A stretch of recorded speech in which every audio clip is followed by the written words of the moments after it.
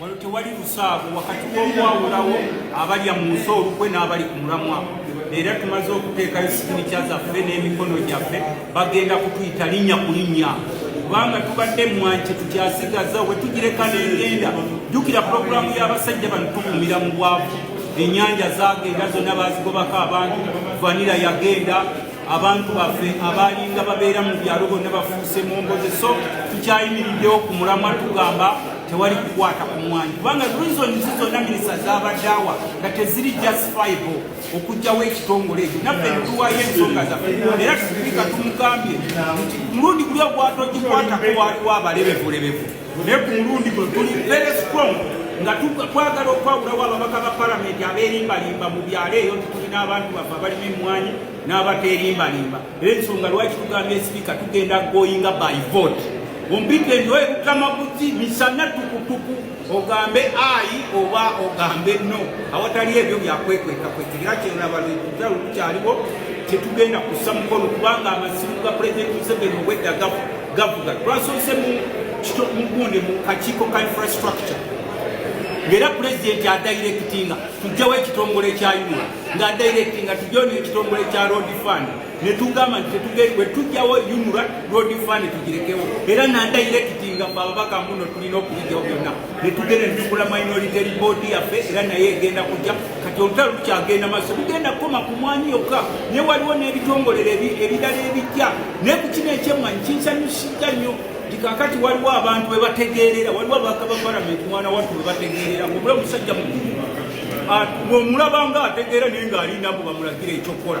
Abalonzi be bamugambye nti emmwanyi kye tukyalinawo ng'akaguwa kaffe bw'okakwatako tuba tugenze kuba bano abasajja bw'otunuulira bwe tubadde tugaba ssente mu palamenti zigenda kuba individuals.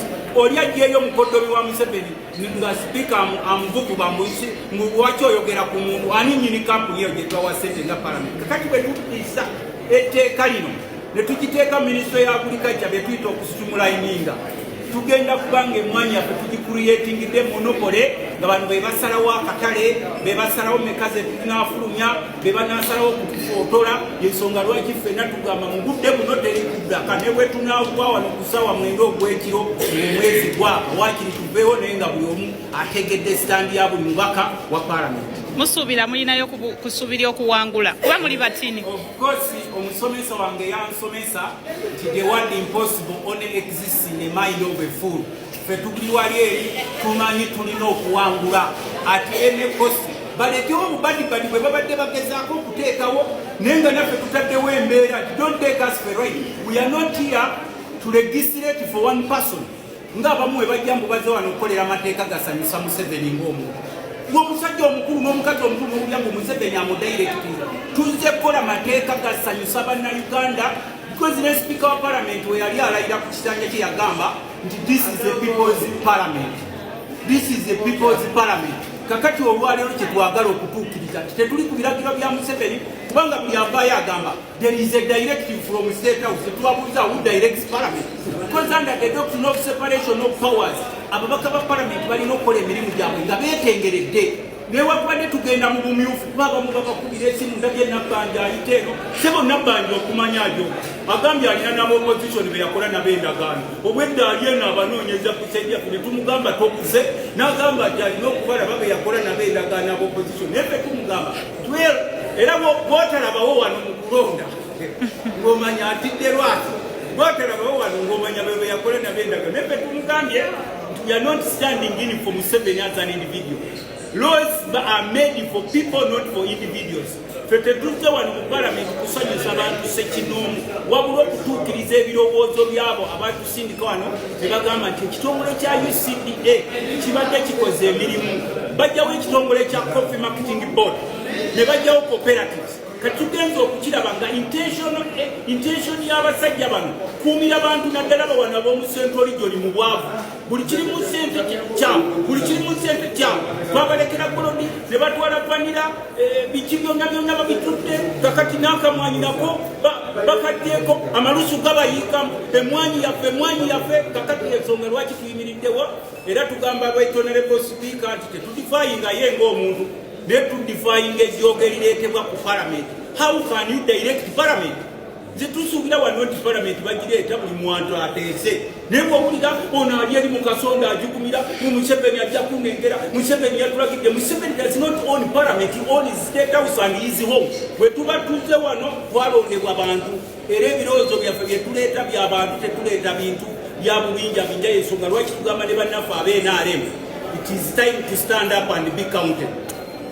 Kubanga luli sipiika abadde agenda kireeta mu the eyes have it nga nabali bakatya naye kati tumugambye nti soma Lutamaguzi ogamba otya nzija wali ngambe nti ye oba nedda buli omadde wake nga ategedde buli muntu wayimirira.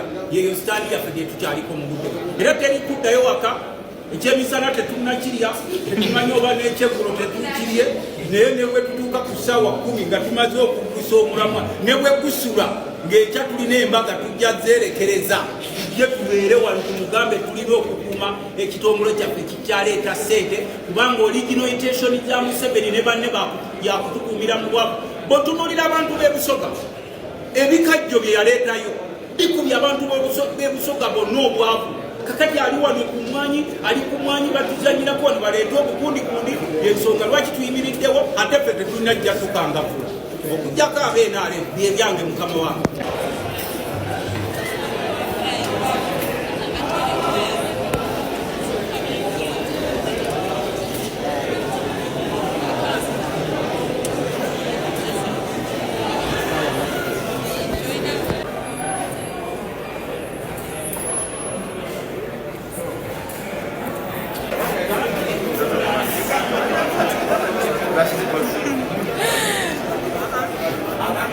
naye nga eyo yembeera ekyali wano paliamenti kyalindiridde sipiika akomewo atuze olutuula ate nate luddemu